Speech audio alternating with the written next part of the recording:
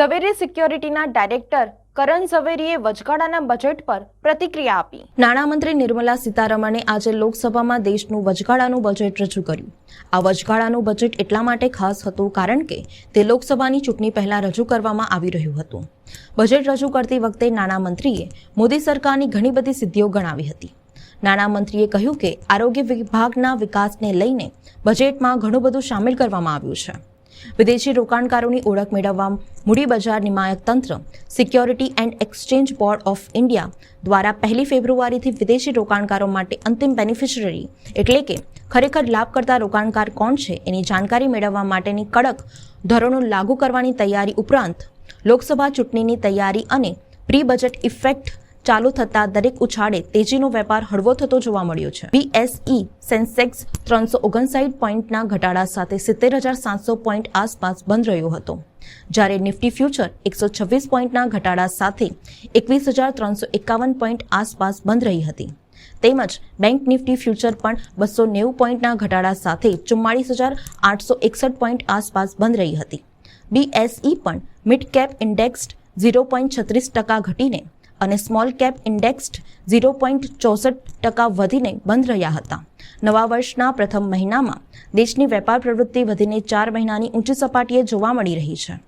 મજબૂત માંગને પરિણામે વેપાર પ્રવૃત્તિમાં વધારો થયાનું એક ખાનગી સર્વે રિપોર્ટમાં જણાવાયું છે। S&P ગ્લોબલ દ્વારા પ્રાથમિક અંદાજ મુજબ જાન્યુઆરી માસ માટેના સેવા તથા ઉત્પાદન ક્ષેત્રના વેપાર કરાયેલો સંયુક્ત પરચેસ મેનેજર્સ ઇન્ડેક્સ PMI 61.00 જોવા મળ્યો। જાન્યુઆરી માસનો સંયુક્ત PMI સપ્ટેમ્બર માસની ઊંચી સપાટીએ છે। ડિસેમ્બર માસમાં આ આંક 58.50 રહ્યો હતો। 50થી ઉપરના ઇન્ડેક્સને જે તે ક્ષેત્રનું વિસ્તરણ ગણવામાં આવે છે। જાન્યુઆરી માસમાં સતત 30મા મહિને ઇન્ડેક્સ 50થી ઉપર જોવા મળી રહ્યો છે। જાન્યુઆરીમાં દેશનો આર્થિક વિકાસ ઝડપી રહ્યો છે। નવા ઓર્ડરો પણ 1 મહિનાની ઊંચી સપાટીએ રહ્યા છે। એટલું જ નહીં, નિકાસ ઓર્ડર અગાઉ કરતાં મજબૂત જણાઈ રહ્યા છે। ત્યારે ઝવેરી સિક્યોરિટીના ડાયરેક્ટર કરણ ઝવેરીએ પ્રતિક્રિયા આપી। એમ તો તમે જે રીતે આ બજેટ જુઓ, આ ઇન્ટરિમ બજેટ છે, મેઇન બજેટ નથી। સો ઇન્ટરિમ બજેટ એમ મોટી ખાલી ઇન્ડિકેશન છે કે ગવર્મેન્ટ અહીંયાથી નેક્સ્ટ યરના 2 મહિના જ્યારે ઇલેક્શન હશે ત્યારે શું કરશે।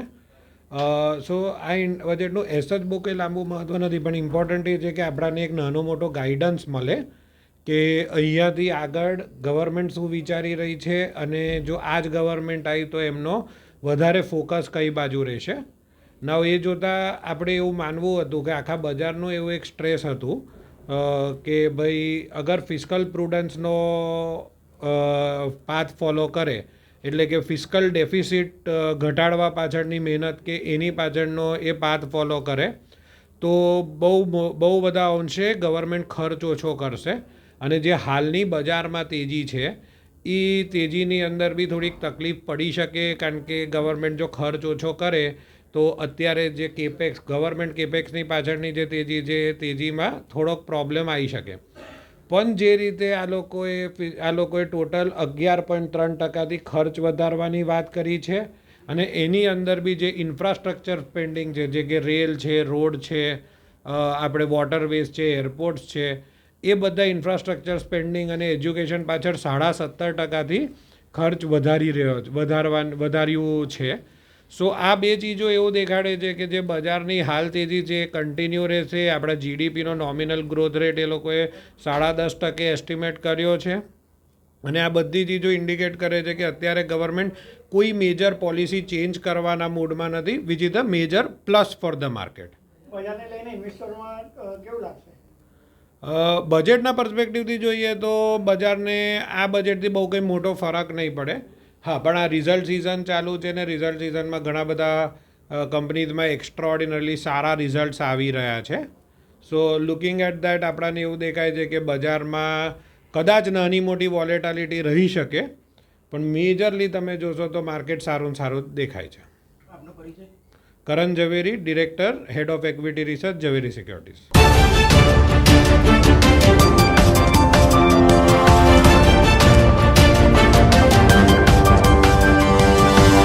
Audio